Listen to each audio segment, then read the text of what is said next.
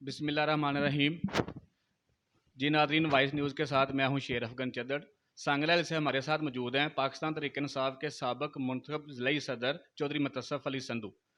हम उनसे पूछेंगे, पाकिस्तान तहरीक इंसाफ के चेयरमैन इमरान खान की तरफ से अदलिया बचाओ रैली निकाली जाती है, उसी रात उसी दिन दफ़ा 144 लागू की जाती है पंजाब हुकूमत की तरफ से। जब इमरान खान रैली को ख़त्म करने का ऐलान करते हैं, दफ़ा 144 भी ख़त्म कर दी जाती है। आज फिर पंजाब हुकूमत की तरफ से दफ़ा 144 नाफज कर दी गई है। आज फिर इमरान खान ने ऐलान किया है इलेक्शन रैली का। इसको आप किस नज़र से देखते हैं? पंजाब हुकूमत इंतकामी कार्रवाई कर रही है? ये दफ़ा 144 रैली में रुकावट डालने के लिए लगाई जाती है, या PSL को वाकई नुकसान पहुंचेगा इस रैली से? जी बिस्मिल्लाहिर्रहमानिर्रहीम। सबसे पहले तो बात यह है कि आप मुझे ये बताएं कि निगरान हुकूमत पाकिस्तानी तारीख में कभी ऐसे पहले कभी हुआ है? निगरान हुकूमत का मतलब होता है कि सब के लिए एक जैसी।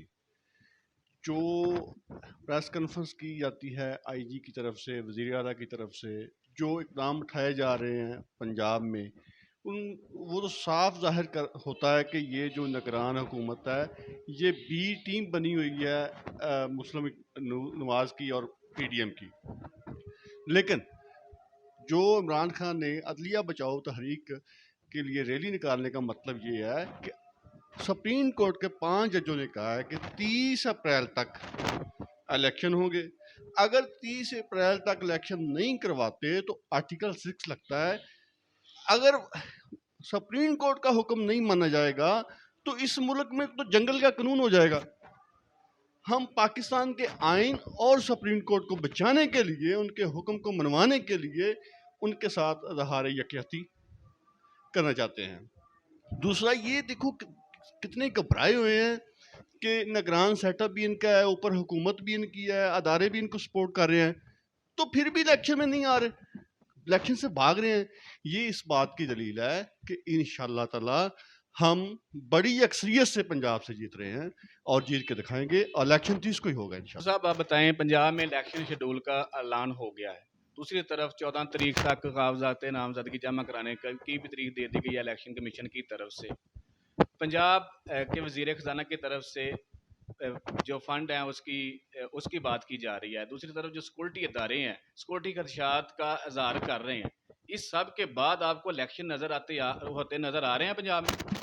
देखो जी, इलेक्शन तो इलेक्शन कमीशन ने कराना है और सुप्रीम कोर्ट का हुक्म जो है वाज़ेह है कि जो अदारा इलेक्शन कमीशन को की बात नहीं मानेगा उस पर आर्टिकल 6 लगेगा।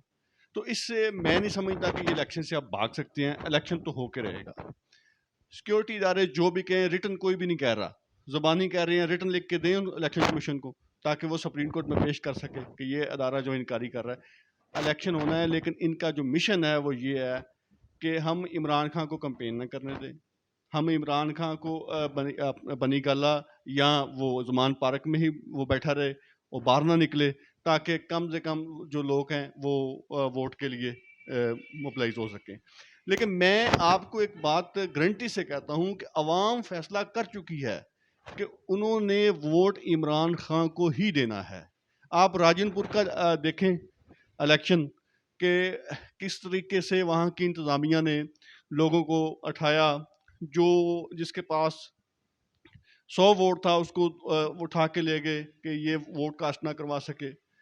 तो इसके बावजूद अवाम ने 35-36 हज़ार की लीड से वहाँ से इमरान खान को जितवाया। इमरान खान ने कोई जलसा भी नहीं किया उधर, क्योंकि अवाम को समझ आ गई है कि ये चोरों का टोला जो PDM की शक्ल में पाकिस्तान पर मुसल्लत हुआ है, जिन्होंने भी करवाया है, ये एक किसी अजाब से कम नहीं। आज आप देखें कि महंगाई की क्या सूरत हाल हो चुकी है, अवाम की पहुंच से हर चीज़ दूर हो गई है।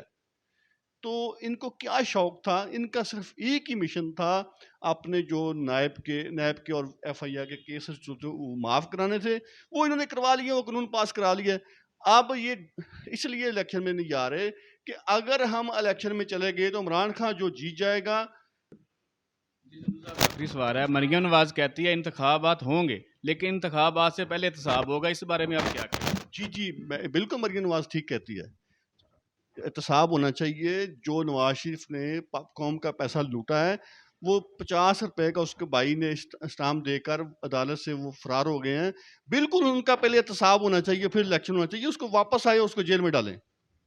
وہ کیوں بھاگا ہے؟ اس کو سزا ہوئی ہے. تو میں اس کی بات پہ متفق